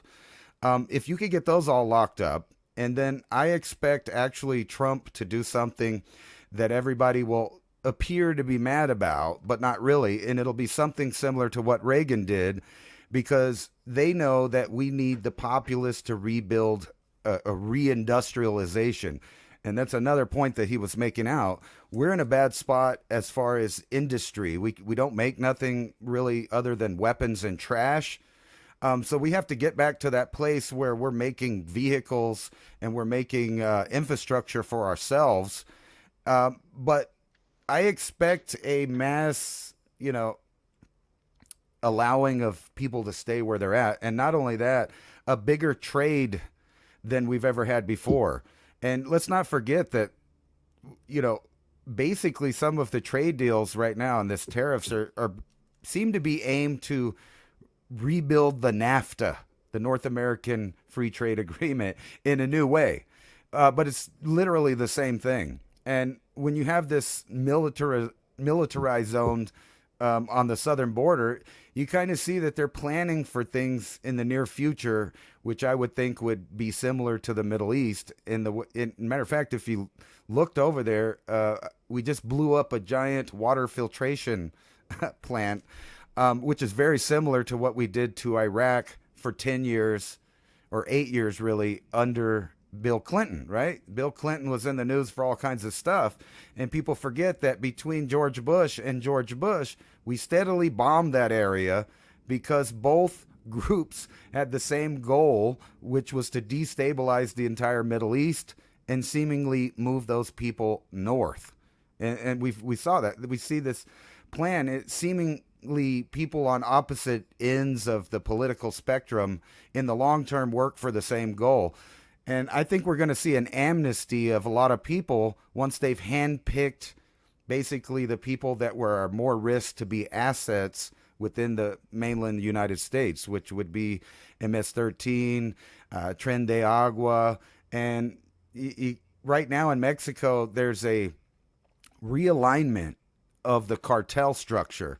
So in the end, there's only going to be a few players versus maybe like 10 cartels. There's going to be 2 cartels, and one of them will be assets of the United States. The other one undoubtedly will be assets of foreign parties. And that'll have to come to a fruition as part of a world war. I mean, I see this America's being finally susceptible to being in a combat theater. And, you know, let me remind you guys of the Trilateral Commission. You remember? It was going to segment the world into these 3 parts. That's literally what we're seeing right now coming to fruition. And if there is some kind of food emergency worldwide, you're going to see them, shrink up, stop trade. And before they have to do that, they have to control areas exactly like he was talking about. They have to have land grabs. We have to work our way in position, especially in the canals and the trade routes. So you see in the Middle East, kind of a new organization. So I see the main issue being right around the Black Sea in Turkey. Otherwise, Russia won't have a foothold on the Mediterranean. And if we could, close that gap sort of with our partners over in the Middle East, then we'll control that little the trade route between the Middle East and Europe. And we know that Europe is changing demographics very, very fast, especially with the new additions to the areas. They have more children. So in 20 years, they will outpopulate the native people of each of those countries. And over here, we won't have that same problem, like I said, because when it comes down to it, it's a bilingual Christian-based nation, or at least on the surface. And I don't see it that hard for the United States to come to term to finally utilize allies to the south. We've kind of exploited them in the past.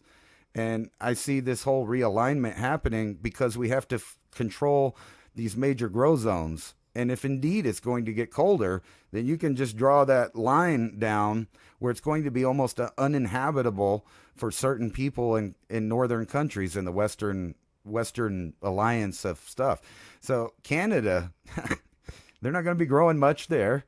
In the upper top of the 48s, they're going to have constant blizzards, constant flooding. And we've kind of seen this, and it seems like they're kind of preparing people, especially with that last hurricane, to realize that, if you don't start growing, and it kind of goes back to what he was saying in Germany about them growing their own food within their own country. That's like the victory gardens of World War II. We don't do that no more. And Jeff's right. We're in a giant, I'm going to say, blue collar emergency. The people that actually fix stuff. And you alluded to robots kind of filling that niche. The problem with that is they can't get down and fix your toilet. They can't, get in the sink and stop the leak. They can't do those kind of things yet. So really for Americans, there's kind of a benefit for the young people if they choose trade routes versus going to college and somehow educating themselves. I could see that being a benefit in the short term, but I really think that we're going to have hard times for the next rest of this administration, and no telling what will happen after that.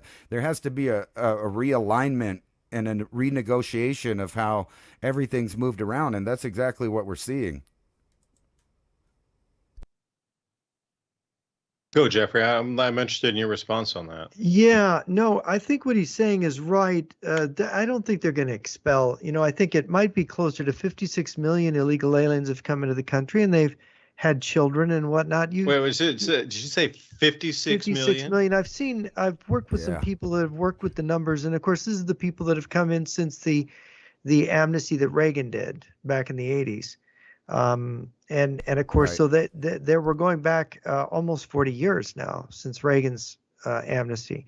And there's just no way that you're going to be able to send these people home. I mean, they've got children who are born in America, many of them. And what he's right is it's the criminal groups that you want to expel, and it's the people that are from jails in other countries and certain countries that they're not here to work. They're here to engage in exploiting the local population or the welfare system.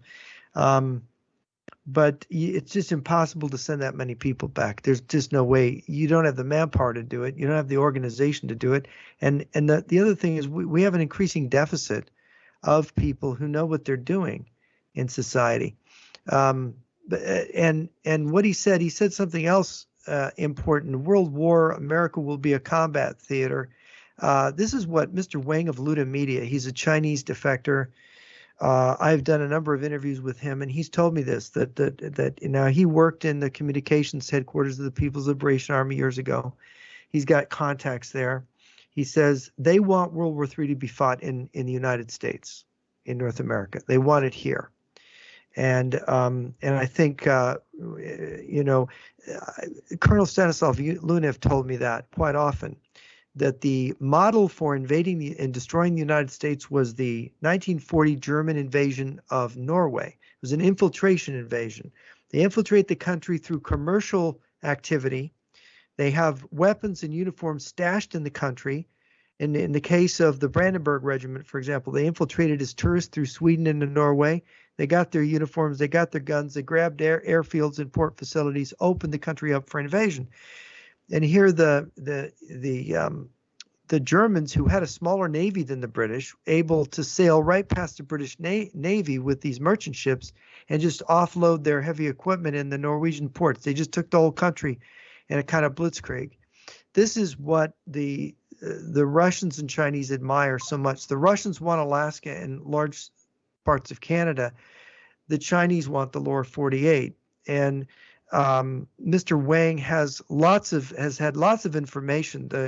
The order, there's a standing order in the People's Liberation Army to put 250,000 People's Liberation Army troops in the United States. Now, how many are in there now? He doesn't know the number, but that's the order. That's how many they want to infiltrate here, and how many in Mexico, how many in Canada, how many in the other Latin American countries. And the thing is that all the countries of the Americas are in the crosshairs of the Chinese. They are ravenous in terms of the land they want and the people they're willing to exterminate for that land. And the other thing is in terms of the United States, I hate to say this about the people born here, people who are of European heritage here, a lot of them, they've lost their work ethic. They don't want to do hard jobs. There's people in my generation that are still doing their hard jobs. We were taught you work hard and so on. And these punishing construction jobs, these guys all have back surgeries. They've all been through the ringer.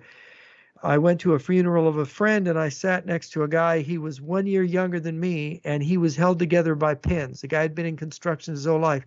He's a foreman. He says, well, there's only two of us white guys on the crew. We're the foreman, and all the rest of the guys, they're like from Central America, Mexico. And I'd heard this from contractors years ago. What happens when these older white guys, all these strong young white guys, they don't want to work hard. And it's just a fact. And so the truth is we need hardworking people from Central America, from Mexico and so on to do these jobs, because guess what? We've got a spoiled indigenous population. They grew up having everything and they don't want to work hard. They never learned that habit. So that's another, and the people who run businesses and industries, they know it. They can't find labor, and so many of these people in our society are using drugs. And I worked in security and government in California years ago, and I heard it was they couldn't get enough people to pass drug tests.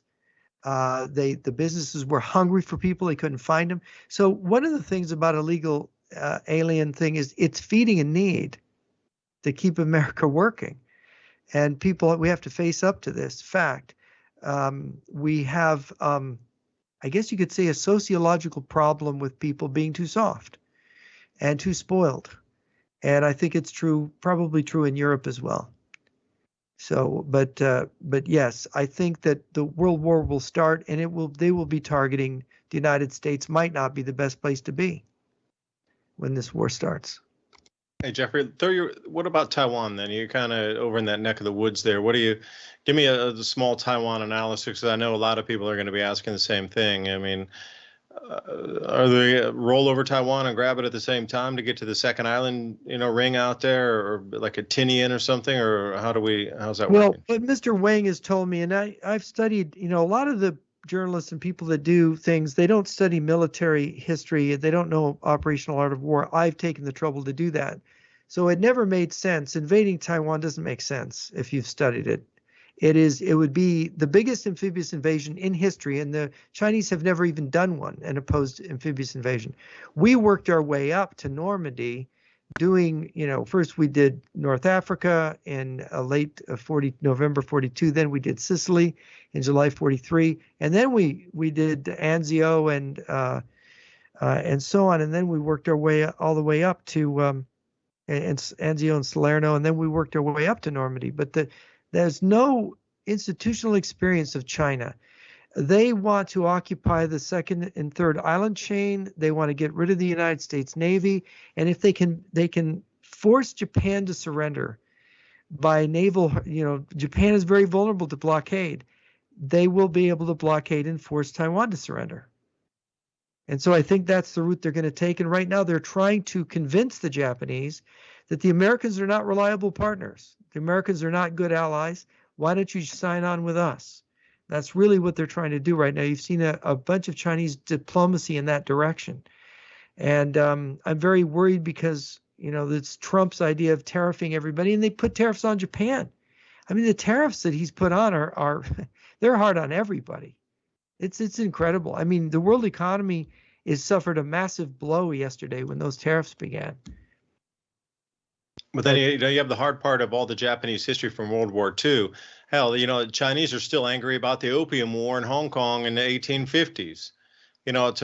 Something so recent, and every time you want to get the fervor and there's something going on politically, and people are getting organized in China, they stir up all this, anti-Japanese World War II, release all the movies, get people to redirect the anger from, the government or the movement that's happening in China. And that you watch this routinely. Every time it gets a little out of control with something in China, they'll bring back the old Japanese or bad World War II monster movies again, and just let that run again and again and get everybody all angry to the Japanese. Let them bash up a few storefronts, break some windows and thing, and then the police come in. You can't do that. Okay, we got all the anger out. But that's a rinse and repeat cycle there too. So I just don't see how they would be able to get the Japanese to come on board, or how they would even be welcomed or accepted after all this, propaganda against the Japanese, how bad they are, how horrible are the demon monsters that came over and, went into Nanjing and all these things. Like, it's again and again and again. I get it. It was terrible history, like horrific things. But to keep bringing that boogie monster back every time you need to deflect from the CCP doing something nefarious as well. I just don't see how those two worlds combine anywhere in the future. Japan will be a persona non grata in terms of the eyes of the Chinese, just the average person on the street.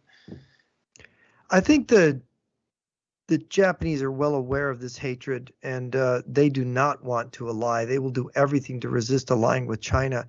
But the reality is if America bans Japan, they'll have no choice but to make some kind of accommodation. And of course, as with the Hitler-Ribbentrop Pact, look, the Nazis and the Soviets were reviling themselves, reviling each other, and suddenly that Stalin and Hitler were buddies. And then, of course, they weren't again. So the politics make strange bedfellows. It's possible, and they would do it.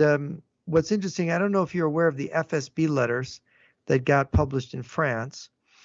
They were smuggled out of Russia. They were from the period just immediately before the invasion of Ukraine. And according to the FSB letters, China wanted Russia not to attack Ukraine, but to help them and attack Japan. Not Taiwan, but Japan. And Russia said, no, we got to take care of this Ukraine problem first. And so if you see Ukraine collapse, and if the Russians only grab the Baltic states and don't go into Poland and just attempt to disrupt NATO with diplomacy and by aligning with Trump, you might suddenly see the Chinese and Russians going together against Japan and doing a number on Japan. Japan is a very sophisticated country. They've got a lot of military potential, which they have not developed. I think they've done better than some European countries in recent years. But the Chinese and the Russians would like to control that country and that technology. They would like to deprive us from having it. There are economic experts that I've talked to who claim that 2 years after Japan is not able to export to us, our economy would collapse because we so desperately need inputs from Japanese industry. I don't know if you've heard that or not. I hadn't. Ransom, you hear anything on your coconut wireless about that? No. I was just thinking that, I've said that in the past, that remember those leaked Chinese supposed plans that surrounded Japan with their exercises and stuff? I don't think it was meant to be a secret. I think they were trying to really, I don't know, demonstrate that they could, if they wanted, shut off trade in that area, and there wouldn't be much we could do about it. At least disrupt it. We would have to have a larger permanent presence there. And remember, when we pulled the fleet out of the Strait of Taiwan there, I kind of saw that as a Western, you can have it, at least the area in the sea. It would be in their benefit if we went to World War III to be not on our side. Just simply because of locale. And I know there is some historical hatred back and forth between not only the Chinese and the Japanese, but the Japanese and Koreans. But it would be either in their benefit for them to upgrade their military, like he was saying, which you have to remember, Japan is no longer under the treaty that prevented them from building their military. So they could do that at any time. And I think they have been doing that. But beyond that, they're like second in the world for rocket technology. And they have the industry already built, the infrastructure to build things fast. So kind of where we're lacking, we would kind of need Japan to help us as far as building things, I think. Not only that, they have a lot of nuclear material that they can just easily put on the tips of those rockets and become a greater force than they portray that they are now. It wouldn't be that hard for them to do that. But they are totally landlocked. So if China got a foothold in the sea around them, they're done. I mean, they can't really import anything, and they would have to depend on their nuclear technology to keep the lights on there and the industry on. I think basically they're going to give eastern Ukraine back to the Russians. I don't see that they're going to take that. And that's funny that we were talking weeks before about Chernobyl being like a very weak spot in the area for either side to take advantage of, to ruin that entire area, because that cocoon that's built on it was only meant for 100 years. But then it didn't work out right. So in the 90s, they went in there and tried to redesign it and fix the spots. And you saw recently a big drone hit that thing and busted the outer shell. That was just the top roof. But if you had something bigger, ordnance that was bigger that hit that area, Ukraine's done. Matter of fact, the whole area along that, no more wheat coming out of there. And we've talked about many times, there's like 30% of Europe's wheat was coming out of there. So that would starve Europe completely. It would be almost in the benefit if Russia couldn't, make a deal with NATO to take that without any kind of war starting, that area would just, mysteriously blow up from a mishap missile from either side. I'm sure they would blame each other nonstop for who did it, just like they did on the drone. Matter of fact, every action that happens there, that's what you see is Russia says, well, it was Ukraine and NATO. NATO says, no, it was Russia. And for us, we never really get to know, and it doesn't matter once it's happened. It's happened. So if you can imagine that whole grow zone just being taken out of play, then they're going to have to start moving on new areas, because they have to control not only the energy transportation, but the food transportation. And that's one thing that stuck out about World War II to me, is massive amount of people that starved versus actually just died from combat. There was a lot of people that were just starving because there was no food, and military came first when there was food. If we get anything like that situation, Europe's crippled. So they would have to have us. In other words, if they didn't have us, they fail. And they already have internal problems that they've shipped in on their own, which may or may not go with one side. I mean, think about it. We're not very popular in the Middle East at all. So it'd be very easy for their populations to side with Russian or Chinese in any kind of world conflict. And that leaves just Israel as one little satellite there that's supposed to be on our side, which would put them in the same predicament as Japan or Taiwan, where they could possibly be isolated and taken out of the equation. Yeah, taking Chernobyl, if you imagine if it damaged Chernobyl and took that growing area offline, the price of wheat would probably go to a 5x at the minimum, and any country producing wheat would be like literally in the driver's seat commanding and telling and dictating who gets food and who doesn't, because it would be that much of a devastating event and take that much off of world exports. Yeah, the Chinese, when that largest nuclear power plant in Europe near Zaporozhye was captured by the Russians, and they were playing games with it, claiming that the Ukrainians were threatening to blow it up, and people thought that the Russians were going to sabotage it to damage Ukraine. The Chinese very strongly warned the Russians, do not allow any harm to come to that plant, because they knew that would be worse than Chernobyl if that plant went up. And of course, that is, Ukraine is a breadbasket. It's a huge growing area, and the Chinese, of course, are thinking of themselves, let alone all those countries in the Middle East that depend on that immediately. But yes, the price of grain is a factor. As far as the war in Ukraine, I don't know if you've seen Wheelbarger's information, but it does look like, to me, Russia is not interested in peace. And they're fully mobilized.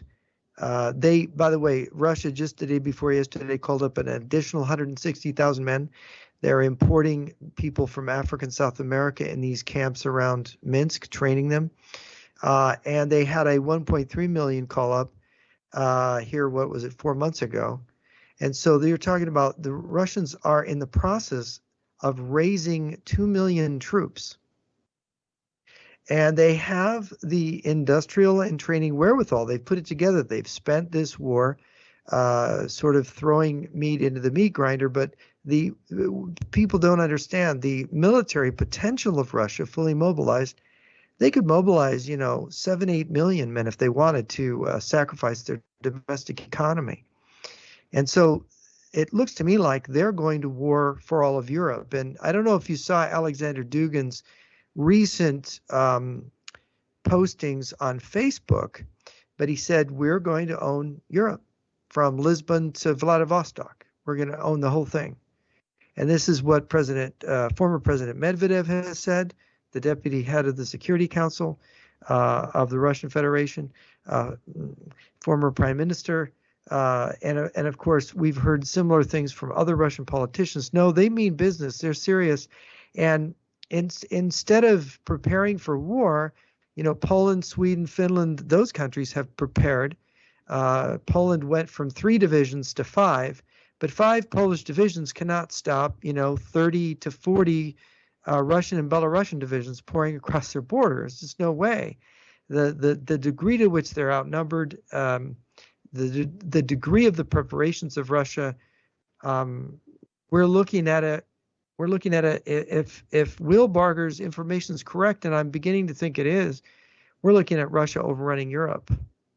And of course, what happens to Japan? I think Japan sees the writing on the wall too, and that means America alone. Now, there's a claim that there's some kind of agreement where Russia gets what it wants in Europe, China gets what it wants in the Pacific, and the U.S. gets the Western Hemisphere. Well, the United States is not going to invade all the countries in the Western Hemisphere to get them. I don't think so, even though they're threatening Greenland and Canada right now. And those threats to Canada are serious, by the way. It's very, very bizarre. We've never seen anything like this. The Canadian, ever been to a hockey game with the Canadians lately? The way they react to us, to the American team? Ow. And Putin, if you're going to invade to Lisbon, please leave the wine and the olive oil warehouses alone. We need that. Anyway, thanks for joining us tonight. We're going to sign off. Please consider Revolution Radio a donation, because now they got all these enterprise teams that they need to have the software for to run and keep the station on air. See you next week. Ransom, take us out. Thank you, Jeffrey Nyquist, for joining us tonight. Jeffrey or jrnyquist.blog for more information.